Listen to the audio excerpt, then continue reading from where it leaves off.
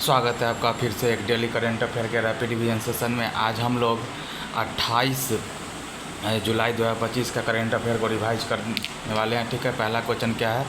पहला क्वेश्चन है क्या है? संयुक्त सैन्य अभ्यास बोल्ड कुरुक्षेत्र 2025 संबंधित सत्य कथन को पहचानिए। ठीक है, बोल्ड कुरुक्षेत्र 2025 का बात करें तो ये भारत और सिंगापुर के बीच में क्या बोलते हैं अभ्यास होता है। ठीक है, बोल्ड कुरुक्षेत्र 2025 ये 14वें क्रम का है। और बात किया है कि संयुक्त सैन्य अभ्यास है, कौन क्या है? तो संयुक्त सैन्य अभ्यास है और राजस्थान के जोधपुर में हुआ है। और बात किया जाए सिनबेक्स का तो सिनबेक्स भारत और सिंगापुर के बीच में होता है, और सिलीनेक्स भारत श्रीलंका के बीच में होता है, और सिनबेक्स भारत और कंबोडिया के बीच में पहली बार हुआ है। तो सिनबेक्स भारत और कंबोडिया के बीच में हुआ है पुणे में। ठीक है, और सिलीनेक्स भारत श्रीलंका के बीच में, और सिमबेक्स भारत सिंगापुर के बीच में हुआ है। ठीक है, और सिमबेक्स का जो पुराना नाम था तो लॉयड किंग्स था। ठीक है, बात की जाए कि बोल्ड कुरुक्षेत्र 2025 भारत सिंगापुर के बीच में 14वें क्रम का है। ये संयुक्त सैन्य अभ्यास है। ठीक है, भारत राजस्थान जोधपुर में। ठीक है, तो ये बात क्लियर हो गया। आगे बात करते हैं दूसरा क्वेश्चन क्या है।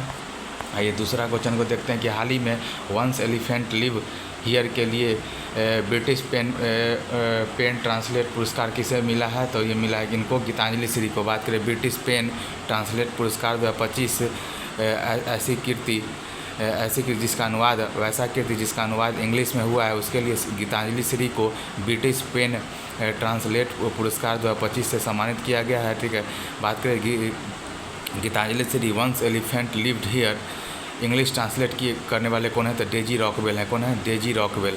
ठीक है, बात करें गीतांजलि श्री का तो गीतांजलि श्री अंतर्राष्ट्रीय बुकर पुरस्कार पाने वाली पहले भारतीय गीतांजलि श्री थी। और इनकी पुस्तक का नाम क्या था? रेत की समाधि था, टॉम ऑफ सैंड था, जिसका इंग्लिश ट्रांसलेट भी डेजी रॉकवेल ही की थी। ठीक है, और आगे बात किया जाए कि बानू मुश्ताक का तो बानू मुश्ताक अंतर्राष्ट्रीय बुकर पुरस्कार पाने वाली हार्टलैम्प पुस्तक के लिए कन्नड़ लेखिका है, और इंग्लिश ट्रांसलेट दीपा बिष्ट की थी। ठीक है, आगे बात किया जाए कि अब बात करें वर्षा देशमुख का तो वर्षा देशमुख यूनाइटेड नेशन जनसंख्या पुरस्कार से किसको सम्मानित किया गया? तो वर्षा देशमुख को।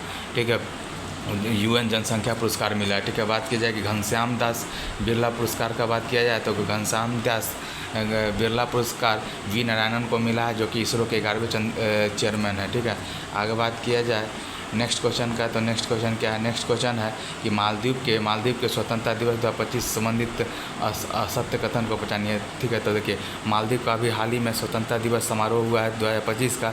तो बात की जाए मालदीव का स्वतंत्रता दिवस कब मनाया जाता है? तो 26 जुलाई 2025 को मनाया जाता है। कब मनाया जाता है? तो 26 जुलाई 2025 को मनाया जाता है। ठीक है, इसमें 60वें क्रम का इस बार स्वतंत्रता दिवस था मालदीव का। और बात किया जाए कि 26 जुलाई 1965 को आज़ाद हुआ था मालदीव UK से। और बात की जाए कि मालदीव के राष्ट्रपति का नाम मोहम्मद नूजू है। और बात किया जाए कि और यहाँ चीफ गेस्ट के तौर पे मालदीव के स्वतंत्रता दिवस पे चीफ गेस्ट के तौर पे प्रधानमंत्री मोदी जी गए थे और वहाँ से कुछ काम किए हैं। जैसे कि पहला है कि भीष्म उपहार दिए हैं। भीष्म क्या है? तो एक आरोग्य मैत्री हेल्थ क्यूब है, कि पोर्टेबल अस्पताल है, जिसका अनावरण आगरा में किया गया था, टेस्टिंग आगरा में किया गया था। वो भीष्म जो पोर्टेबल अस्पताल है उसको दिए हैं मोदी जी उनको। और 60वीं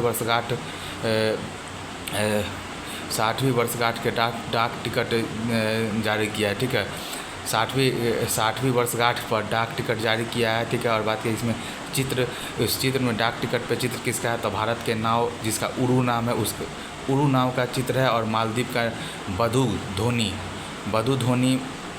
धोनी नाव जो मालदीव का है, और भारत का नाव उड़ू है, उसका क्या बोलते हैं कि चित्रण किया गया है 60वें वर्षगांठ के डाक टिकट पे। बात की जाए कि माले में रक्षा भवन का निर्माण का जो वित्त पोषण कौन करेगा? भारत करेगा। ठीक है, माले में जो रक्षा भवन है उसका वित्त पोषण करके निर्माण कौन कराएगा? भारत करेगा। ठीक है, आगे बात करते हैं कि 6 MOU मेमोरेंडम ऑफ अंडरस्टैंडिंग हुआ है इंडिया मालदीव के बीच में। ठीक है, और भारत और मालदीव के बीच में टोटल क्या होता है कि 4850 करोड़ रुपए का। ठीक है, भारत और मालदीव के बीच में 4850 करोड़ रुपए का LOC के रूप में लाइन ऑफ क्रेडिट के रूप में ये MOU हुआ है। ठीक है, आगे बात किया जाए नेक्स्ट क्वेश्चन का बात किया जाए तो नेक्स्ट क्वेश्चन क्या है? नेक्स्ट क्वेश्चन है, देखिए नेक्स्ट क्वेश्चन चौथा क्वेश्चन क्या है कि हाल ही में 2025 विश्व जूनियर स्क्वैश चैम्पियनशिप में किसने 15 साल बाद देश के लिए कांस्य पदक जीता है? तो अनाहत सिंह। स्क्वैश का नाम आते हैं अनाहत सिंह आएगा। बात करें विश्व जूनियर स्क्वैश चैम्पियनशिप 2025, जूनियर का मतलब हो गया कि यहाँ पे 19 वर्ष से कम उम्र की खिलाड़ी होगी। तो ये काहिरा मिस्र इजिप्ट में इसका क्या कहते हैं कि आयोजन किया गया था। वहाँ पे ब्रॉन्ज मेडल अनाहत सिंह ने जीता है, जो कि 15 साल बाद कोई भारत ने पदक जीता है इसमें, ठीक है। किसमें? तो स्क्वैश चैम्पियनशिप में, ठीक है। इससे पहले 2010 में दीपिका पल्लिकल ने ब्रॉन्ज जीता था, ठीक है। आगे बात करते हैं कि मिस्र का बात किया जाए तो देखिए मिस्र कहाँ पे है? तो ये अफ्रीका कॉन्टिनेंट में, ठीक है। अफ्रीका कॉन्टिनेंट में देखिए यहाँ पे अफ्रीका कॉन्टिनेंट में, ठीक है, क्या होता है कि वहाँ पे एक विक्टोरिया झील है, ठीक है। विक्टोरिया झील से क्या होता है कि नील नदी निकलती है, ठीक है। वाइट नील निकलती है और यहाँ से वाइट नील और ब्लू नील निकलती है, ठीक है। जाके खार्तूम में मिलती है, सूडान की राजधानी खार्तूम में मिलती है। वो आगे बढ़ के मिस्र को पूरा क्रॉस करते हुए भूमध्य सागर में गिर जाती है, ठीक है। इसलिए मिस्र को नील नदी का वरदान कहा जाता है, ठीक है। और बात किया जाए कि नील नदी पर ही आसवान बांध और नासिर बांध है, ठीक है। और बात किया जाए कि वो अगर आपको क्या बोलते हैं कि इधर से प्रशांत महासागर से भूमध्य सागर में आना है तो जिब्राल्टर जल संधि है, ठीक है। और बात किया जाए कि भूमध्य सागर से लाल सागर में आना है तो स्वेज नहर है। लाल सागर से बात करते हैं कि इधर आना है, ठीक है। लाल सागर से इधर आना है तो क्या आएगा? बाब उल मंदेब की संधि है, ठीक है। बाब उल मंदेब की संधि है, ठीक है। आगे बात करते हैं नेक्स्ट क्या है। यहाँ पे बात किया गया है कि यहाँ पे ऑस्ट्रेलिया में एक तो ऑस्ट्रेलिया में क्या है कि नीचे विक्टोरिया है और एक तस्मानिया। विक्टोरिया और तस्मानिया के बीच में ऑस्ट्रेलिया के मेनलैंड में एक विक्टोरिया है और तस्मानिया के बीच में बॉस जल संधि है, ठीक है। आर ओ में सवाल ये पूछा गया था, ठीक है। आगे बात करते हैं नेक्स्ट क्या है। तो देखिए हाल ही में इंदिरा गांधी राष्ट्रीय मुक्त विश्वविद्यालय इग्नू की पहली महिला कुलपति किसे नियुक्त किया गया है? तो उमा कांजी लाल को किया गया। बात करें इग्नू का बात किया जाए तो इग्नू का फुल फॉर्म है Indira Gandhi national open university का बात किया जाए। इसका स्थापना 1985 में हुआ था। और पहली महिला कुलपति कौन बनी है? तो पहली महिला कुलपति बनने का गौरव हासिल किए उमा कांजी लाल, ठीक है, जो कि 5 वर्ष और या फिर 70 वर्ष के लिए ये क्या होता है कि नियुक्त हुई है, ठीक है। बात किया जाए सोनाली मिश्रा जी का, तो सोनाली मिश्रा आरपीएफ की पहली महिला हेड बनी है। कौन? सोनाली मिश्रा। और आस्था पुनिया का बात किया है तो नेवी की पहली महिला फाइटर पायलट बनी है। और उमा कांजीलाल तो बता ही दिए कि इग्नू की कुलपति बनी है। सुकन्या सोनोवाल का बात किया जाए तो यूनाइटेड नेशन शांति पुरस्कार सुकन्या सोनोवाल बनी है, ठीक है। ये हो गया। और इसकी नियुक्ति कौन करते हैं? तो राष्ट्रपति करते हैं, ठीक है। इग्नू के जो कुलपति की नियुक्ति राष्ट्रपति करते हैं, ठीक है। आगे बात करते हैं कि प्रधानमंत्री का इलेक्शन नहीं होता है, अपॉइंटमेंट होता है प्रेसिडेंट के द्वारा। इतना बात क्लियर हो गया। आगे बात करते हैं नेक्स्ट सवाल क्या है।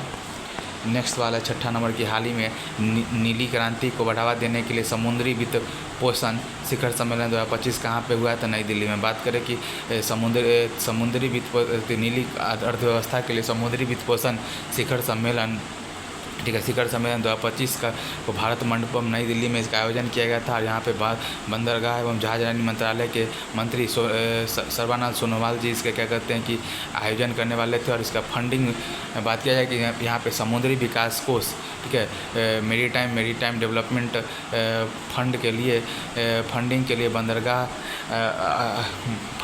बंदरगाह और आधारभूत संरचना को बढ़ावा देने के लिए और घरेलू जहाज निर्माण कंपनी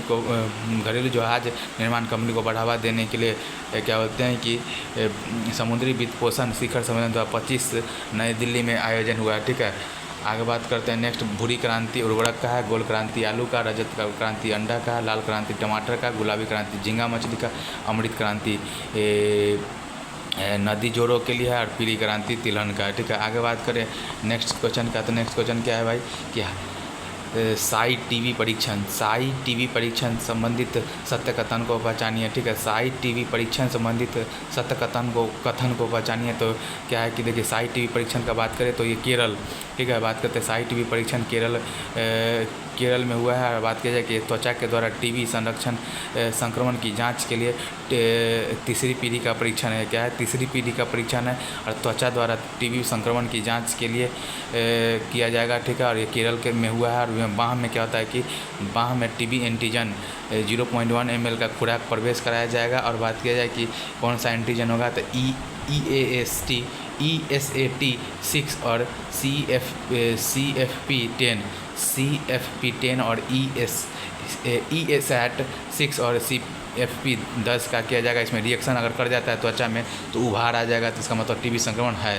ठीक है। आगे बात करते हैं कि टीबी का बात किया जाए तो टीबी का फुल फॉर्म ट्यूबरकुलोसिस होता है। इसको क्षय रोग, राज क्षमा रोग या फिर तपेदित कहा जाता है, ठीक है। और बात किया जाए कि टीबी के लिए क्या बोलते हैं कि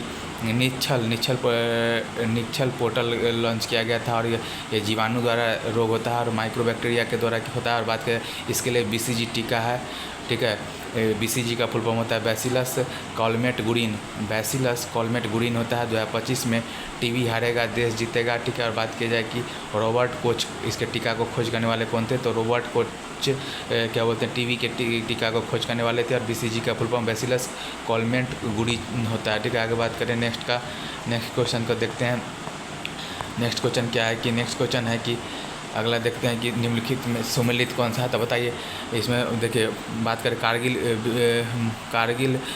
विजय दिवस का बात किया जाए तो कारगिल विजय दिवस 1999 में कारगिल युद्ध हुआ था, ठीक है। और 1999 में ही कारगिल विजय युद्ध के बाद लाहौर घोषणा पत्र हुआ था, जिसको कारगिल घोषणा पत्र भी कहा जाता है। और भारत ने तीन ऑपरेशन किया था कारगिल विजय के लिए। पहला ऑपरेशन विजय सेना के द्वारा, भारतीय सेना के द्वारा ऑपरेशन विजय हुआ था। ऑपरेशन सफ़ेद सागर हुआ था एयरफोर्स के द्वारा, ठीक है। और ऑपरेशन तलवार हुआ था नेवी के द्वारा। बात की जाए कि 26 जुलाई को विजय दिवस, ठीक है, 26 जुलाई को विजय दिवस मनाया जाता है। और द्रास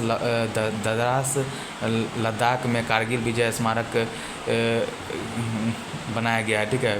कारगिल विजय स्मारक कहाँ बनाया गया, तो द्रास लद्दाख में, ठीक है। और बात किया जाए यहाँ पे सुमेलन में तो कारगिल विजय दिवस कब मनाया जाता है, पता चल गया 26 जुलाई को।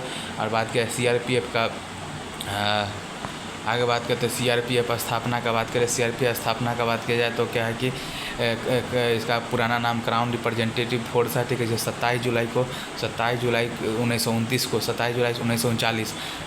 जुलाई 1939 को क्राउन रिप्रेजेंटेटिव फोर्स CRPF का स्थापना हुआ था। और इसका बात किया जाए कि CRPF का नाम कब पड़ा, तो 1949 में, 10 साल बाद, ठीक है, 10 साल बाद पड़ा। और गृह मंत्रालय के अंतर्गत में CRPF आता है। विश्व मैंग्रोव दिवस 26 जुलाई को, ठीक है। विश्व मैंग्रोव दिवस को मनाया जाता है 26 जुलाई को। इसका थीम क्या है, हमारे भविष्य के लिए आर्द्र भूमि का संरक्षण, एग्जाम्पल में सुंदरवन हो गया, ठीक है। आगे बात करते हैं नेक्स्ट, ठीक है। आगे बात देखते हैं अगला क्या है कि हाल ही में अमेरिका स्थित data analyst firm monitor consult ने किसे दुनिया का सबसे लोकप्रिय लोकतांत्रिक नेता नामित किया है, तो ये हो जाएगा नरेंद्र मोदी, ठीक है। बात किया जाए कि USA के द्वारा सर्वे किया गया जिसमें विश्व के सबसे लोकप्रिय नेता में प्रधानमंत्री नरेंद्र मोदी को 75% वोटिंग के साथ रेटिंग के साथ सबसे लोकप्रिय नेता चुना गया है। दूसरे नंबर पे ली जे-म्यांग है जो कि साउथ कोरिया के राष्ट्रपति हैं। तीसरे नंबर पे जेवियर माइली हैं, ठीक है, जेवियर माइली, ठीक है। तीसरे नंबर पे लोकप्रिय नेता कौन है, तो जेवियर माइली हैं जो कि अर्जेंटीना के हैं, ठीक है। और बात किया जाए कि अभी हाल ही में न्यूज़ में था कि नरेंद्र मोदी क्या बोलते हैं कि 4079 डेज कंप्लीट करते हुए सेकेंड हाईएस्ट टेन्योर रहने वाले प्रधानमंत्री बन गए हैं, ठीक है। आगे बात किया जाए कि नेक्स्ट क्वेश्चन क्या है, 10वां क्वेश्चन है कि हाल ही में किस देश में आयोजित बैडमिंटन एशिया जूनियर चैंपियनशिप में तन्वी और बेन्नाला महिला एकल में 2 पदक जीतने वाली पहली भारतीय जोड़ी बनी है, तो इंडोनेशिया। क्या है कि हाल ही में किस देश में आयोजित बैडमिंटन एशिया जूनियर चैंपियनशिप में तन्वी और बेन्नाला महिला एकल में 2 पदक जीतने वाली पहली भारतीय बनी है, तो इंडोनेशिया। और जगह बात करें अभी जो बैडमिंटन एशिया जूनियर चैंपियनशिप का होस्ट करने वाला कौन था, इंडोनेशिया के सुरकाता स्थान पे हुआ था, जिसमें तन्वी शर्मा और बेन्नाला दोनों ने ब्रॉन्ज मेडल जीता और ये पहली बार 2 पदक जीतने वाली भारतीय जोड़ी बनी है। इससे बात करें PV सिंधु का, तो 2012 में गोल्ड मेडल जीती थी, ठीक है। आगे बात करते हैं कि इंडोनेशिया का राजधानी कहाँ है, तो जकार्ता है। यहाँ पे कौन कौन सा द्वीप है, तो जावा, सुमात्रा और बोर्नियो है। बात करें द्वीपों का देश को किसको कहा जाता है, तो इंडोनेशिया को। रिंग ऑफ फायर प्रशांत महासागर को कहा जाता है। कराकतोआ और सिनाबुंग और मेरापी ज्वालामुखी कहाँ पे है, तो इंडोनेशिया में। ठीक है, आगे बात करते हैं कि नेक्स्ट क्या है कि प्रधानमंत्री मोदी ने मन की बात कार्यक्रम में महाराष्ट्र के पैठनी साड़ी का पारंपरिक कारीगरों का प्रशंसा किया। ठीक है, मन की बात में किसका पैठनी साड़ी का संबंध कहाँ से है, तो पैठनी साड़ी महाराष्ट्र से। ठीक है, चलिए इसी के साथ हमारा आज का ये रैपिड रिवीजन सेशन यहीं पे समाप्त होता है। मिलते हैं नेक्स्ट रैपिड रिवीजन सेशन में, तब तक के लिए बाय।